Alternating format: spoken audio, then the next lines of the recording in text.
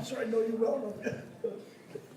For the city of Saratoga Springs, June 17th, 2025 at 6:02 p.m. Present tonight, I have Councilman Wadman, Councilman Carn, Councilman Wilden, and Councilwoman Barton. So we do have a quorum this evening. I've asked Councilman Wadman to lead us in our invocation, and then our Pledge of Allegiance will be led by Officer Villa Gomez.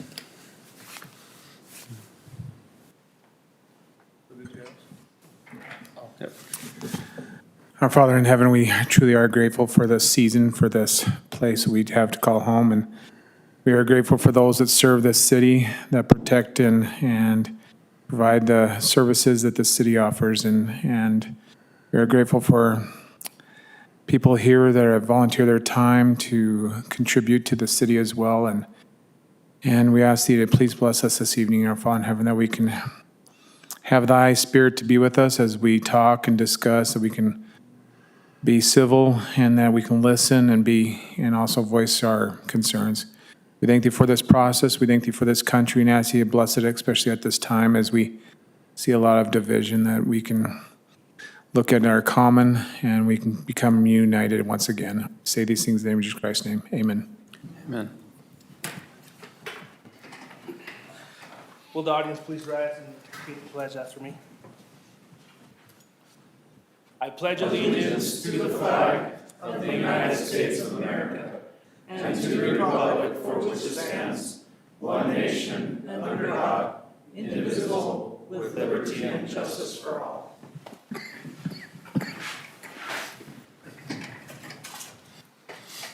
Okay, tonight we have a presentation from the police department for the oath of office. Chief Burton. Thank you, Mayor, Council, Management. Very happy to stand before you and our citizens tonight to introduce commission new police officers. I'd like to ask Officer Jeremy Elton to join me here, and also the mayor very shortly. I'll just tell you that Jeremy here has wanted to be a police officer all his life, and he's married. His wife Eden is here, along with his younger brother, whose name is Little Brother. And both of Jeremy's grandfathers are here, Richard and Mike. Mike Morgan is actually the chief of police of the Nephi City Police Department, and a man I've known in law enforcement for, 35 years, something anyway. But I will tell you that Jeremy earned his spot as a police officer without regard to the fact that his grandfather was a police chief. And so far, he's been just outstanding for us. So, Mayor, if we could have you come forward and swear him in.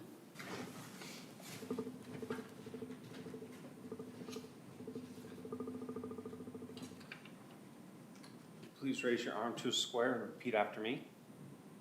I state your name. I, Jeremy Elton, Do solemnly swear do solemnly swear that I will support, obey, and defend I will support, obey, and defend the Constitution of the United States the Constitution of the United States and the Constitution of Utah, and the Constitution of Utah, and that I will discharge the duties and that I will discharge the duties of my office with fidelity. of my office with fidelity. Thank you. Welcome to Saratoga Springs.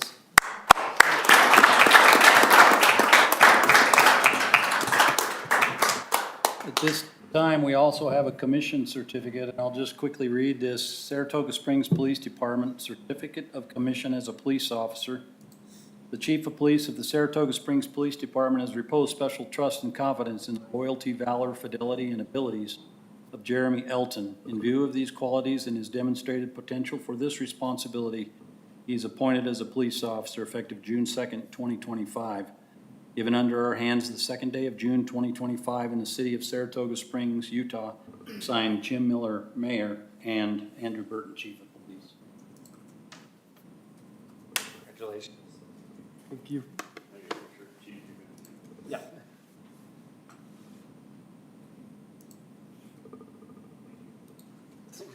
Now, the one last thing thank you, Mayor. Hang on to that, Jeremy. We have his wife to come up to pin his badge on. And I've instructed her what to do with that pin. It's going to be a blood pinning.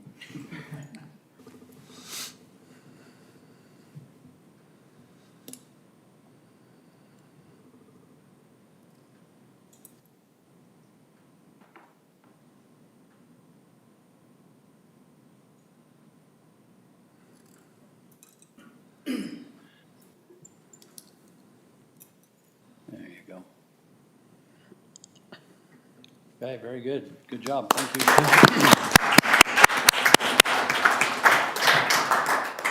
The other officer that we were going to be commissioning this evening, Adele Barton, I don't know if there's any relation, but she was able, she had an opportunity to come up to go to Europe on a trip.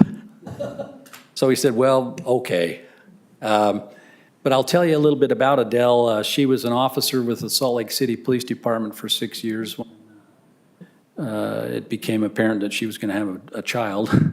So she took a leave of absence, ended up having two kids, and then later decided that she wanted to get back in law enforcement, but only on a part-time basis. So we're fortunate to be able to bring her on as a reserve, part-time paid reserve officer. And we'll look for another opportunity to present her certificate. Typically, we step out to take some pictures, but I wanted to stay until our victim services coordinator gives a report. So we'll step out just immediately following that. Thank you. Okay. Thank you. Okay, we have public input. Time has been set aside for the public to express ideas, concerns for subject matter not listed on the agenda. Please be respectful in your comments. Please avoid repetitive comments. Please limit comments to 3 minutes. There's a total of 15 minutes set aside for public input. If you're here for the public hearing of the budget amendment for fiscal year 2024-2025, please hold your comments for that public hearing. Is anybody here for public input? Okay. Seeing none, I will close the public input at this time. We'll move on to reports. Okay, none from the council. Mark, administration? Oh. Splash. It was a hit. It was. Staff did a great job, and That's- I think it was a very hugely successful. They did the after action, kind of follow-up, and we learned some things, but we generally had, we felt like a very successful splash. So thank you very much, council, for all of your participation and input in helping direct that. We do have a couple of items. I want to turn a moment over to Jeremy. Would you go ahead and hit that item for the council? Yeah, I have 3 items. Quick update on the lift station 11. As you know, this is a capacity project needed for development to continue in the south. They do have approved plans. I talked with the developer point people today. Their IFD has been created with the state. They are now in the benefit study process, and once that's done, they'll be able to go get, money on the bond market. So they think that they'll be able to start construction maybe around August for that lift station, so that's exciting news. We also have 2 road closures that I want to bring to your attention. One is just an overnight closure. So if you've driven Pony Express, you've noticed this agreement that we entered into with Wander to do the 5-lane widening on that frontage east of the roundabout. They're about done, and they need to stripe it. They don't want to impact traffic, so they're going to do it at nighttime. So that's programmed for June 23rd. So Monday evening, June 23rd, they'll close the road, full closure, from 8 p.m. to 5 a.m. just that one night. That'll allow them to do that versus having multiple lane closures during traffic time. So that'll be the 23rd. Jeremy, what closure is that? The roundabout to Saratoga Road? It'll be east, so you'll be able to get from Pony, Redwood to Riverside. It'll be closed between Riverside and Saratoga, and the bridge, basically. Okay. And But that'll will be- Saratoga Road? Saratoga Road will be open, Will that one Saratoga be? Road will be open, correct, I'm that sorry. intersection, so people It'll can be go up to inter- 400 from there. It'll be closed from the east leg of Riverside to the west leg of Saratoga Road. Okay, So you can go up Saratoga Road and go east, and you can go up Riverside and go west, but that segment between will be closed. That's just for that evening, back open at 5 a.m. the next morning. The other closure is to get the road paving done in front of City Hall. That'll be a longer duration. That'll actually be about 2 weeks between the 7th and the 25th, because there's some more extensive work needs to be done.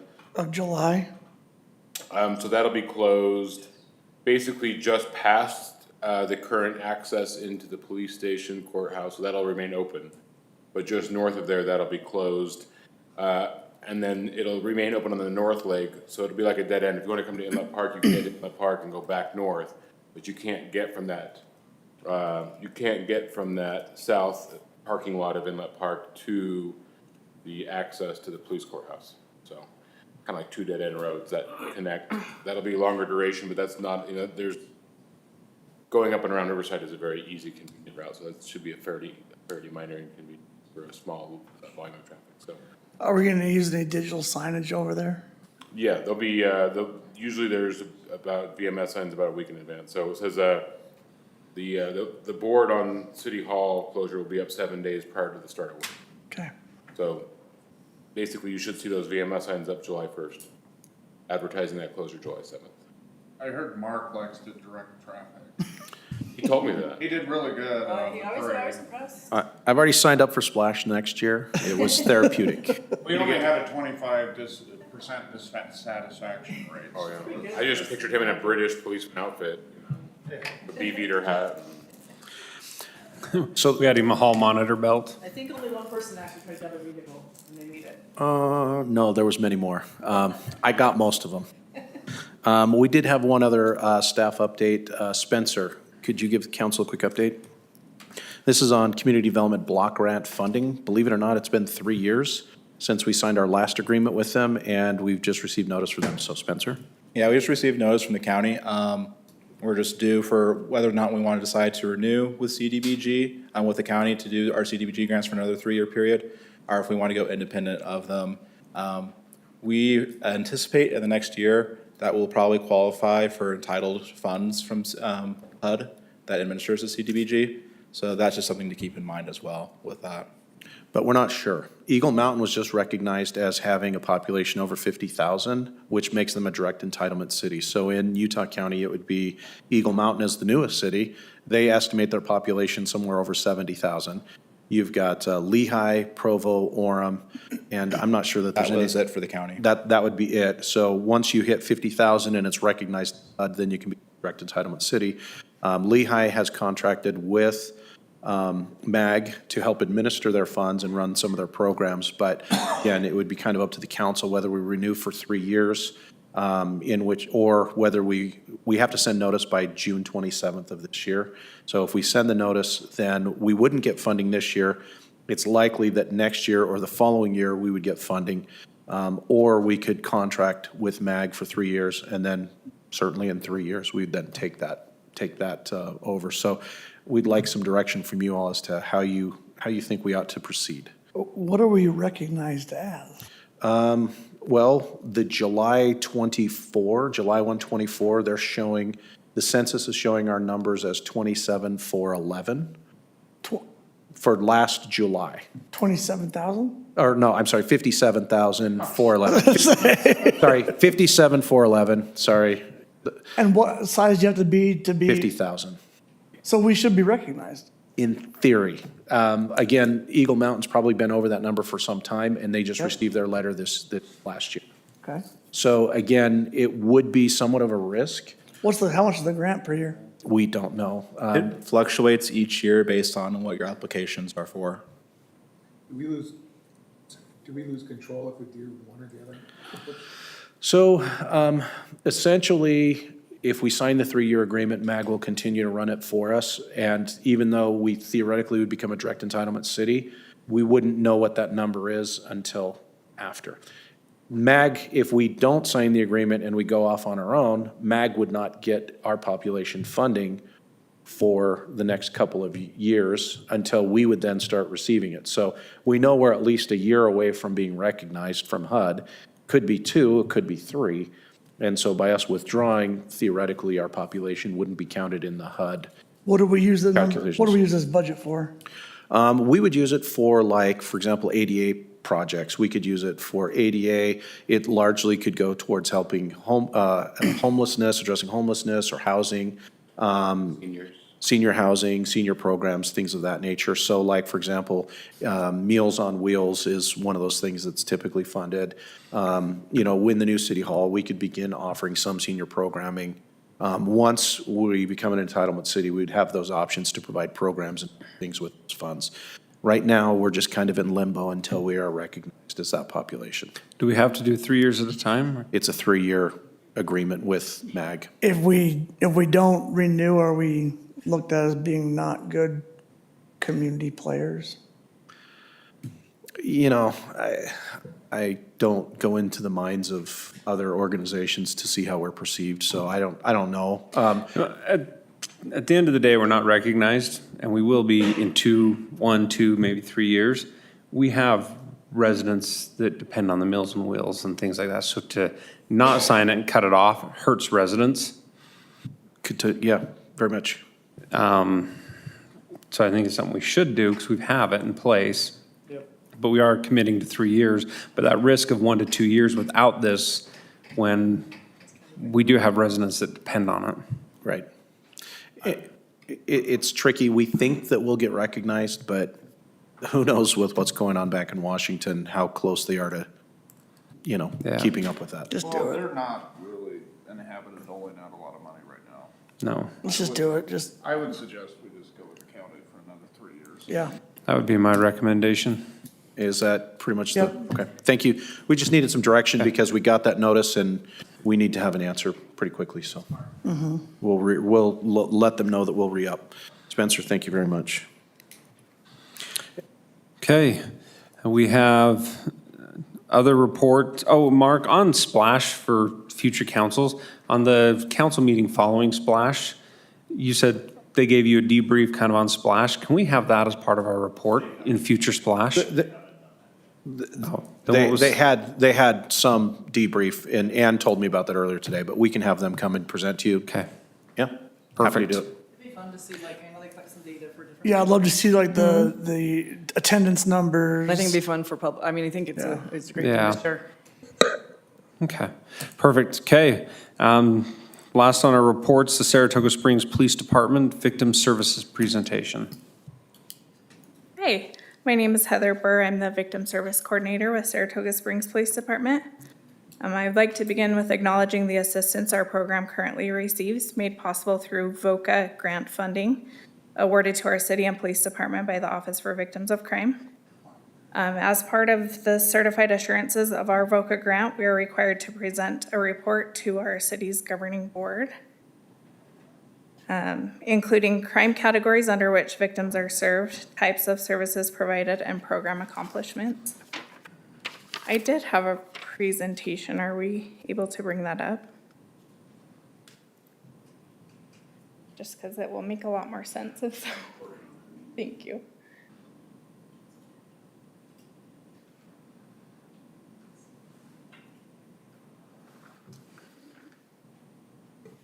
While we're waiting for that, Mayor and Council, let me just say that Heather has been doing an awesome job as our Victim Services Coordinator. And it just so happens that she also comes from a law enforcement family where her father is a retired captain from the Utah Highway Patrol, and I actually worked with him for a while, years ago.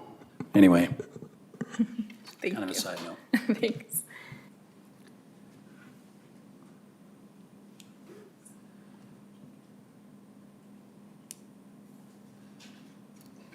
Okay, can I just click through with this? Okay. Yeah. Okay. The numbers shown in the following slide are next to each crime category. They reflect the number of victims we've worked with during the time frame in each respective category. They do not represent the number of interactions we've had with each specific victim. It is not uncommon, especially in cases of domestic violence, to work with victims on an ongoing basis and provide services in multiple categories on multiple occasions. This typically lasts through the completion of the court case and sometimes continues beyond. So these categories are what VOCA funding will allow us to respond on. As you can see, domestic violence is the largest of our caseload by a significant amount. These are the types of services provided. There are 4 main categories. The first is information and referral. This would include things such as information about victims' rights and how to obtain notifications, referral to other victim service programs, supports, and resources, and referral for protective order or stalking injunction. The next would be personal advocacy and accompaniment. It would be accompaniment to things such as medical care and forensic exams, law enforcement interviews, individual advocacy, immigration assistance, and interpreter services. The next is emotional support and safety services, which would include things such as crisis intervention, in-person or safety planning, and on-scene crisis response. The last is criminal and civil justice system assistance. That would include notifications of criminal justice events, victim impact statement assistance or assistance with restitution, other emergency justice-related assistance, prosecution interviews, law enforcement interviews, and criminal advocacy. During our grant, they asked us to set 3 specific goals. These are representation of our program accomplishments and records of providing effective services. Our first main goal is notification of criminal justice events, which would include notifying of hearings, appearances, jail release, status of a case, bond hearings, disposition options. The next is on-scene crisis response, which is providing immediate or in-person crisis intervention, emotional support, guidance, and counseling. These services must occur at the scene of the crime or become immediately necessary due to the crime. And the last is referral to other victim service programs, which would be referring when our program lacks the capacity to provide the needed support. Examples are culturally or developmentally appropriate services or services that directly correlate with the offense that was experienced. This is Utah's crime victims' rights per the Utah Constitution. There are links here for more information on those. And in conclusion, as cities we support continue to grow, so does the need for supportive services for victims of crime. In order to support and uphold the rights of crime victims as citizens in our community, it's imperative that victim services continue to be a supported program within our police department and city. Thanks for your continued support to victim services. That's great. Any comments or thoughts? Appreciate everything you do for the community. Thank you. Okay, we'll excuse the police department to go get photos and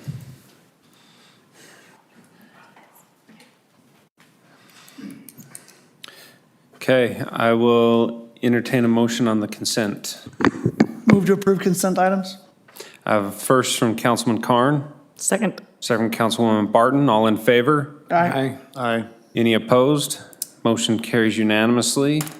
We have the public hearing for the budget amendments for fiscal year 2024-2025. Okay, this is the 7th and hopefully last budget amendment for the fiscal year, seeing as the fiscal year ends in like 2 weeks. Most of the items in here are end-of-the-year adjustments to various capital projects, whether it is defunding the remainder of those budgets because we have finished them, or upping up some budget lines because the projects went over what we initially anticipated.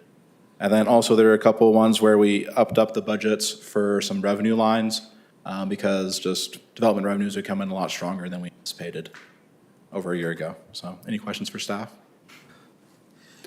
This is, I just had one question, and it's not addressed here, I don't think. When do we make a transfer to the 5-year CIP so we don't go over those numbers for the state? So that is included in the transfer budget that has previously been adopted. Okay. And so that transfer will take place at the end of the fiscal year here. So as we get closer to the end of the year, Shalice has an amount so that she'll keep it right at that estimated balance. Now, the thing that's tricky about that is like sales tax data. We won't actually get the sales tax numbers. 2 months in the rear, right? Until 2 months. So we won't see the sales tax numbers until the end of August for June. And so. Do we guess? We do guess, yes. And we have to make some guesses. And so we try and keep us right at that 35% per the policy in the budget document. But, you know, generally speaking, we're a little conservative. And so we usually end up like at what, 33%, 34%, something like that. I was gonna say, if we guess wrong, do we get our hands? If we're over the 35%, yeah. Okay. And it's an audit finding, and it's one of those ones where it's like, it's a quality problem. Yeah. Because we're trying to keep at that 35% number per policy. But Shalice does a great job, and again, we anticipate that we're gonna be good this year, but We we'll haven't had that audit issue in a while though, right? 2 years ago, maybe 3 years ago? Yeah. Because we were over the 35. Again, where, And they don't let us backdate entries, huh? no, and so, again, We should, because it's, based, whatever. Yeah. That's silly. so based on, the accrual model, some of the invoices and things that we pay, are owed for June, so some of those invoices will get paid back, as well as revenues get rolled back to the month that they were supposedly supposed to be assigned to, so. But we're unique in that problem. Okay. Perfect.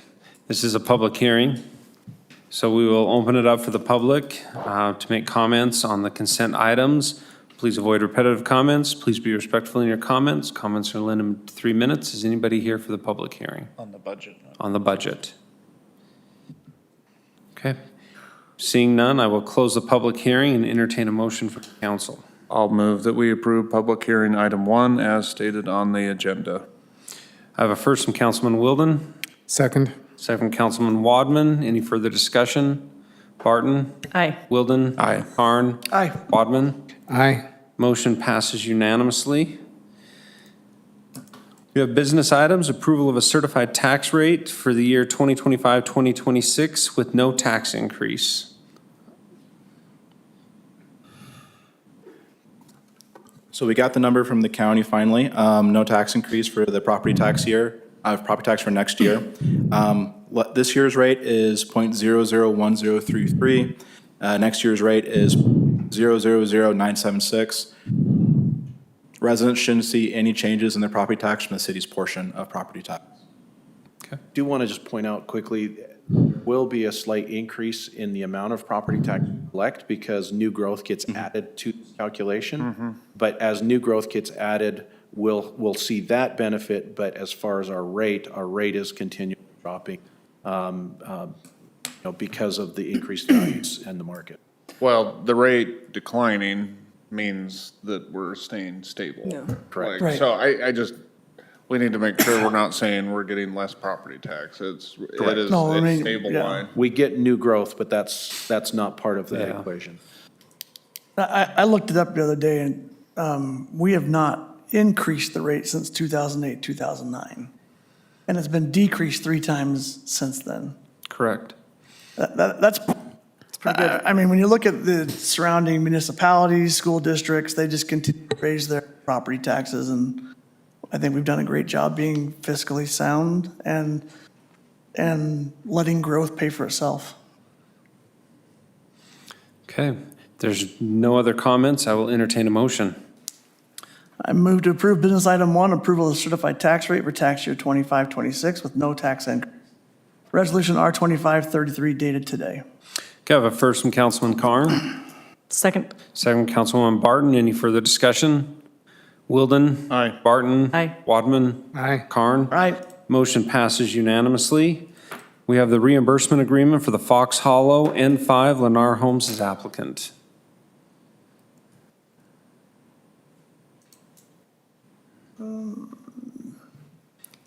Jeremy, I believe Jeff. Staff who did not give me a heads up, but They're just like you. They're in the car. They're on They're on their way. They're on their way from If I- Public They'll be Works. here by the next meeting. If I could, before Jeremy jumps in, the adoption or the motion to adopt had the last applicant's name, so just make sure that if you move to approve it, that you indicate it's with Lennar Homes, not PRI. okay, thank you. So this is a little issue that Lennar actually has really gone above and beyond to help us fix. Some of the approved plans in that Fox Hollow neighborhood were missing fence segments along the open space. So as the homeowners moved in, it became clear that we had sections that had developer-built fences on the open space and sections that did not. In some of those cases, the homeowners encroached past their backyard, and we're working with that. So Lennar, as part of his agreement, has agreed to receive not cash, but I believe park impact fee credits. And they will help us get those missing fence segments complete. I think there's like 3 or 4 locations, working with some of those homeowners who have encroached to get back on their property so that we can have a continuous fence. You know, a lot of it's that drainage that runs on the south side of neighborhood 5, and then it wraps around, I believe, on the west side on that road. So, yeah, kind of a cleanup item that Lennar really has helped partner with. They obviously don't have a legal obligation to do it, but they want to be partners with us, and they've agreed to help us because they are one of the developers in that neighborhood. So it'll be a better product for their neighborhood, but also help us kind of clean up an item that will, you know, so. Okay. Really briefly, so they did, part of it is they're receiving impact fee credits, but they also agreed out of their own pocket to pay for 50% of that fence, even though they weren't obligated to. So I just wanted to throw that in there. Appreciate that. There's no further discussion. I'll entertain a motion. I'll move that we approve business item 2, reimbursement agreement for Fox Hollow N5 Lennar Homes, resolution R 25-34 dated today. Okay, I have a first from Councilman Wilden, Second. second from Councilman Wadman. If there's no further discussion, Councilwoman Barton, Aye. Wilden, Aye. Karn. Aye. Wadman. Aye. Motion passes unanimously. We have the Still Ridge Development Agreement for City Entry Monument. Okay, Mayor and Council, we've been working on this agreement with the Still Ridge developers for a while and came up with a good agreement that through our legal office. I want to see if we have representation from Still Ridge. I didn't see them show up. I invited them. Anyway, they have agreed to join this development agreement, which is basically that we will develop a city entry monument on the southwest corner of Riverside Drive and Crossroads Boulevard. And as their development has been moving forward, they're getting a little anxious with that corner, and we've also been excited and anxious to get this project moving. So what it entails is a total budget of $310,138 that will be available based on the provision of what the city council approved to put towards the project, as well as what was budgeted by the developers of Still Ridge for that particular corner for a smaller monument sign, which was mostly for their purposes of that development. So we'll have that amount listed in the RFP, seeking proposals. Have a few weeks out, and we'll get those proposals in. We'll set up a committee to review those. We're recommending that it include both staff and council and members or representatives of the Still Ridge Development to look at those proposals. Then, of course, that would come back to City Council for approval, whichever design is recommended. And part of the project includes design guidelines that we will be seeking. Whoever will be doing the project will also prepare design guidelines that will assist us in building additional future monuments in other locations so that they can meet the same basic design criteria. And part of the agreement includes the joint obligation for care and maintenance of this corner between the development and the city. The specifics of that will be prepared when we have a final project brought forward with the design, and then that will be brought forward perhaps in a new agreement or an amended agreement that we have before you tonight that will give specifics on that maintenance responsibility. Scope of the project, we've mentioned a lot of these things, but basically it is a welcome monument, welcome to Saratoga Springs. It will have information regarding Still Ridge Plaza as well. We will have the city's logo, the motto, "Life's Just Better Here." We would like to include things, well, in the RFP is included these requirements to have the heron, other animals, endemic to the area, as these are ideas of what they can include in their, the elements that they can include in their proposal. Design and artwork should reflect the heritage and natural landscapes of Saratoga. Artwork needs to be durable and weather resistant. Installation of the public art monument is on that corner, so that's designated there. Design guidelines, and then the collaboration with city officials and the developers and any other interested parties will be part of the project that whoever is chosen. Ken, for city officials, are you looking for 1 or 2 I think as far as the review from the committee, council? Yeah. I think 2 is a good number. Okay. I started this with Chris years ago to combine it.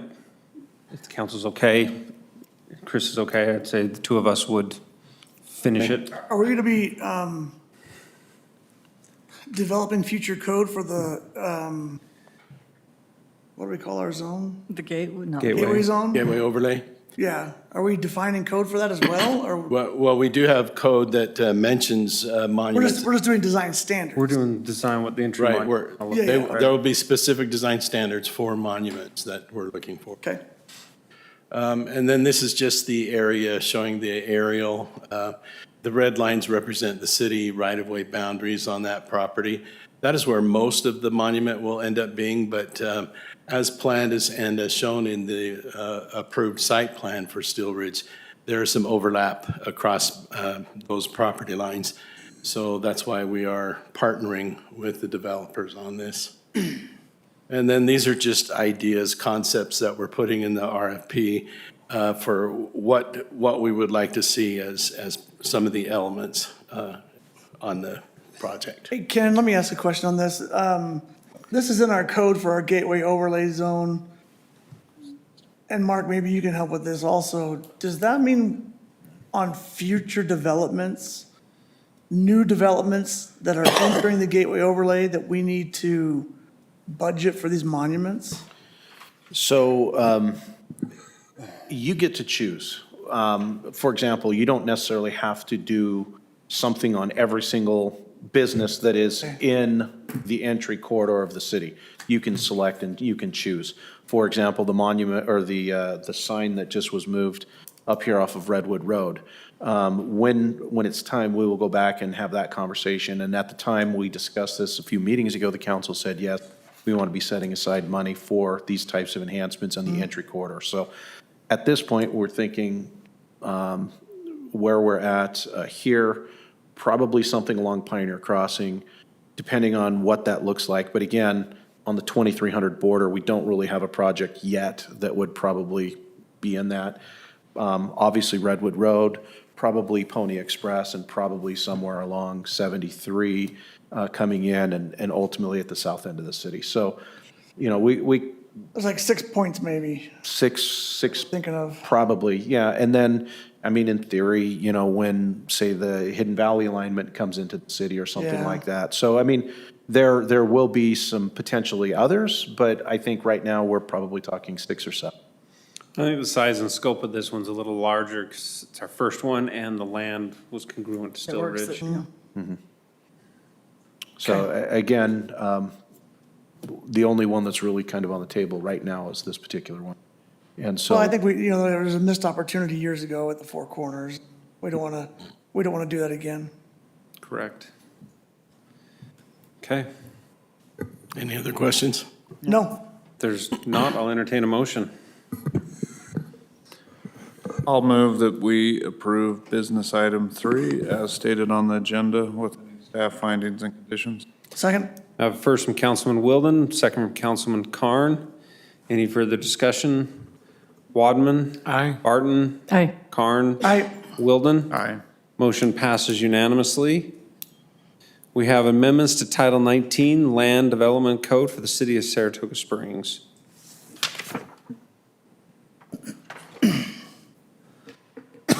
Good everyone. Let's see. This is a pretty straightforward code amendment, largely looking to just remove redundant language and clarify where things were unclear.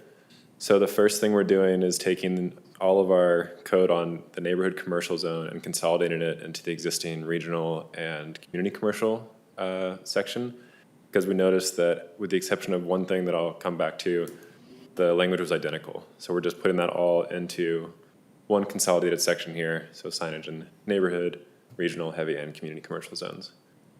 And then another thing we're doing is anywhere that we mention secondary signs, in some sections of code, we refer to a secondary sign, and some we refer to an ancillary. We just chose to choose one word, go with the same every time. It always means the same thing, and we chose ancillary. So any mentions of a secondary sign we've replaced with an ancillary sign. And then the other issue was just making it clear, in some instances, if you're allowed to have a monument sign, you could choose to instead do an additional building sign. And we had that listed under monument signs in the code, but we moved it up to building signs so that it's clear at that stage as well. So when you're going through the checklist and figuring out what you are and are not allowed to have, it's more apparent for an applicant. So then removing that from the monument sign section and moving it up to the building sign. And then that difference in the neighborhood commercial zone, the only difference was that in neighborhood commercial, pedestal signs were not permitted, except for as interior directional signs. So that's, saying within a parking lot, turn this way, turn that way, this is the exit. And so we're proposing to keep that, to keep that restriction that neighborhood commercial zone would not allow for pedestal signs. Yeah. Okay, questions or comments from the council? Okay, I'll entertain a motion. I'll move that we approve business item number 4, amendments to Title 19 Land Development Code of the City of Saratoga Springs, Chapter 1918, sign regulations pertaining to signage in commercial zones, with any findings and conditions from city staff. Ordinance 2548 dated today. Okay, I have a first from Councilwoman Barton, Second. second Councilman Wadman. Any further discussion? Planner, do you have? Do we need to include the condition that pedestal signs shall be allowed? I think the Planning Commission made that. Oh, so he was originally, when he presented it to Planning Commission, was asking if you wanted to allow the pedestal signs in neighborhood commercial. Right now, the only one that would work, because they have to have, is it 7 acres? Yeah. The only one that would work would be Ring Road, so the neighborhood commercial down there. So the option is, do you want to allow it in that one place or not? They're up to, was it 20 feet? Yeah, they're gonna be 20 feet tall and 120 square feet big, so. Well, neighborhood commercials intended to be like within the neighborhood. I don't mean to sound silly, Yeah. but it's how It's true, that's exactly what it is, yeah. it's how to say not Shall included. not. Okay, not included? Can I amend that? Yep, amend it. I'll amend it and say shall not be included in commercial. Okay, I have an amended first, Second. amended second. Hesitant. Okay, Wadman, Aye. Wilden, Aye. Barton. Aye. Carn. Aye. Motion passes unanimously. We have business item 5, amendments to Title 19 Land Development Code of the City of Saratoga Springs, Good evening, Mayor. chapters 1902.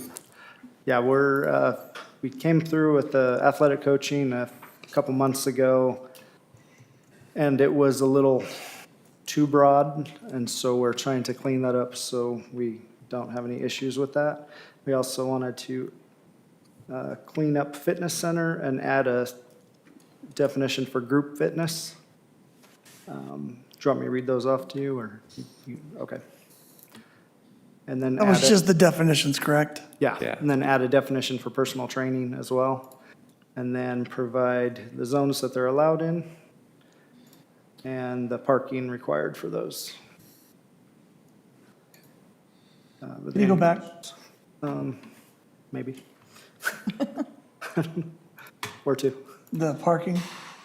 Okay. Don't we, wow, excuse me. Don't we, that was weird. Awesome.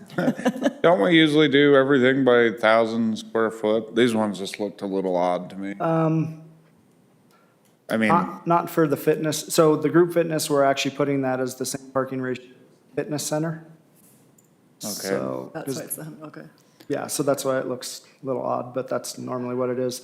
Personal training one, that one, when they do put in their business license, we'll ask them how many people they have, unless some people will put it on their application. If not, we ask them how many there would be, and then we make sure they had the stalls for that. How do you handle a facility that has all three of these?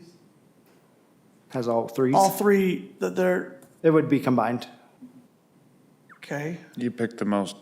Well, you would have, for the As square you- footage of the athletic coaching portion, you'd have 4 per 1,000. The group fitness portion would be the 1 per 150, and then personal training. So Vasa, for instance, would have a variety, since they have personal multiple. training could be group fitness, couldn't it? No, the group fitness is, well, let's go back to the definitions, That's because it's fine. more of like, Okay, It's right here. group fitness is more of like the kickboxing, boot camps, stuff like that.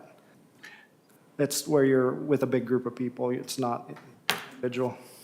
One question, what if somebody is in their gym or in their house and they do their garage and they do physical fitness? Then they would get a home occupation permit, so Home that's not, occupation. we don't worry about that one. Okay. Okay, so like a EOS or Vasa who's here to have their group fitness area at X number stalls, their overcrowded area at X number, and then their group fitness areas. Correct. Okay. So combination.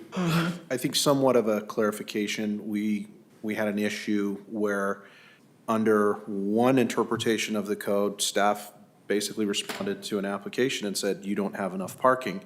They resubmitted under the athletic coaching, and because there was not a stipulation, we had to grant that, which was less parking than was perceived. And so, again, when loopholes happen, we want to try and close those things up. Okay. Perfect.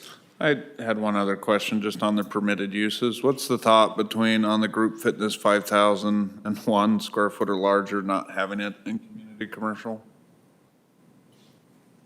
Well, community commercials for less intense than regional commercial, and so maybe we didn't, I think it was, we just didn't want the big, huge gyms in that area. All right. There's not very many community commercial portions either zoned. Yeah, okay. Okay. I mean, that can be changed, we can add. No, those it's additional- fine. Okay. I've gotten hundreds of emails asking for it lately, but that's okay. I didn't. Just to be clear, I totally lied. I haven't gotten any emails about it, no. Okay. On the record, Councilman Wilden lied. I will entertain a motion on business item 5. I will move approval, excuse me, of business item 5 as stated on the agenda, including staff findings and conditions. First from Councilman Wilden, Second. second from Councilwoman Barton. Any further discussion? Barton? Aye. Wadman? Aye. Wilden? Aye. Carn? I, Motion passes unanimously. Kevin? Mayor and council, this item on the agenda, I'm sorry, you haven't called the item. Oh. I'll let you call it, and then No, I'll. perfect. Our last item is updates to the bylaws of city council. Mayor and council, this agenda item is updating your bylaws, which have been in place for a little over 10 years. Consistent with the U.S. Supreme Court decision, Reed versus Town of Galloway, invocations are allowed by public bodies.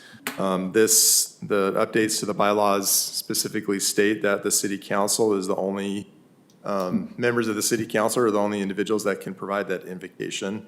And the reason why we're suggesting or we're recommending that the council adopt that is because sometimes we get requests from individuals who want to provide the invocation. And it can be a very challenging thing. Mark has some stories that he could share about how difficult that has been to administer in previous workplaces that he's been at. Under that Supreme Court decision, it is lawful for the council to provide an invocation as long as you're not coercing people to participate in that. So our recommendation is to make it exclusively something that the city council does.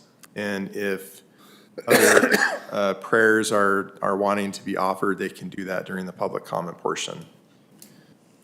Okay, any questions from the council? And I'll entertain a motion.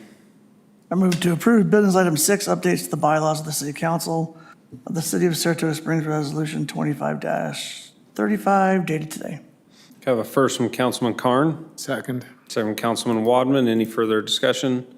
Barton? Aye. Wilden? Aye. Carn? Aye. Wadman? Aye. Motion passes unanimously. We do have need for closed session. I will entertain a motion. So made. I have a first from Councilman Carn, Second. second from Councilwoman Barton. All in favor? Aye. Aye. Any opposed?